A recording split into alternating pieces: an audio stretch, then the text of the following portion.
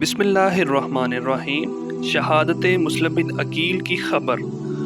قافلہ حسینی کوفہ کے حالات سے بے خبر کوفہ کی طرف رواں دواں تھا۔ راستے میں ہر چراگاہ سے جس پر قافلے کا گزر ہوتا کچھ لوگ ہمراہ ہو جاتے۔ جب قافلہ حسینی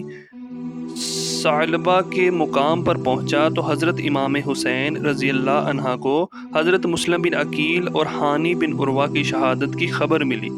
عبداللہ بن سلیم الاسدی اور مزری بن مشغل الاسدی سے روایت ہے کہ جب ہم حج سے فارغ ہوئے تو ہمیں حضرت امام حسین رضی اللہ عنہ کے ساتھ شامل ہونے سے زیادہ پسندیدہ کچھ نہ تھا، اس لیے ہم نے امام عالی مقام کو راستے میں جا لیا۔ اسی دوران میں قافلے کا گزر بنی اسد کے ایک آدمی کے قریب سے ہوا تو آپ نے اس سے حالات دریافت کرنے کا ارادہ فرمایا، پھر خیال ترک فرما دیا۔ جب ہم اس شخص کے پاس سے گزرے اور کوفہ کے لوگوں کے بارے میں پوچھا تو اس نے کہا، خدا کی قسم جب میں کوفہ سے نکلا تو مسلم بن عقیل اور ہانی بن عروہ قتل ہو چکے تھے، ان کو ٹانگوں سے پکڑ کر بازاروں میں گھسیٹا جا رہا تھا۔ عبداللہ اور منظر کے بقول انہوں نے تمام حالات حضرت امام حسین رضی اللہ عنہ کے گوش گزار کیے تو آپ نے کئی بار انا للہ و انا الیہ راجعون پڑھا۔ عبداللہ اور منظر کہتے ہیں کہ پھر ہم نے عرض کیا کہ آپ کو خدا کا واسطہ دیتے ہیں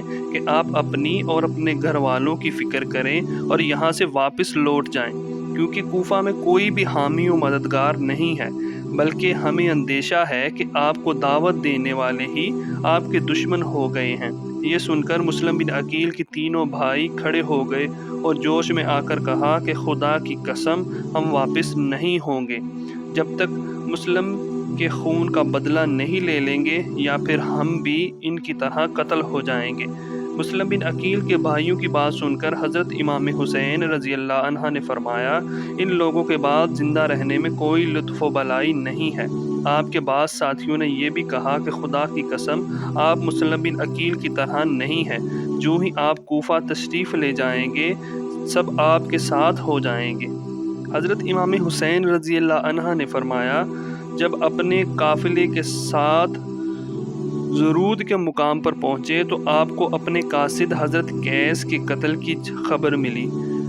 جسے آپ نے مکہ سے روانگی کے بعد مقام ہاجر سے کوفہ والوں کے لیے خط دے کر روانہ کیا تھا۔ اس المناک خبر ملنے کے بعد آپ نے اپنے رفقا کو جمع کر کے فرمایا کہ ہمارے شیعوں میں ہم کو چھوڑ دیا ہے، تم میں سے جو واپس جانا چاہے وہ بخوشی واپس چلا جائے، ہماری طرف سے اس پر کوئی پابندی یا الزام نہیں۔ آپ نے یہ اس لیے فرمایا کہ راستے میں دیہات کے بہت سے لوگ اس خیال کے تحت آپ کے ساتھ ہو گئے تھے کہ شاید آپ بھی کسی ایسے شہر جا رہے ہیں جہاں کے رہنے والوں نے آپ کی اطاعت قبول کر لی ہے، جبکہ ان لوگوں کو صحیح حالات سے آگاہ کیے بغیر لے جانا مناسب نہیں تھا، اور آپ جانتے تھے کہ جب ان لوگوں کو صحیح حالات کا علم ہوگا تو آپ کے ہمراہ صرف وہی لوگ رہ جائیں گے جو آپ کے ساتھ جان کی بازی بھی لگانے پر تیار ہوں گے۔ آپ کے اس اعلان کے بعد بہت سے لوگ جو راستے میں شامل ہوئے تھے منتشر ہو گئے اور آپ کے ساتھ وہی لوگ رہ گئے جو مکہ سے چلے تھے۔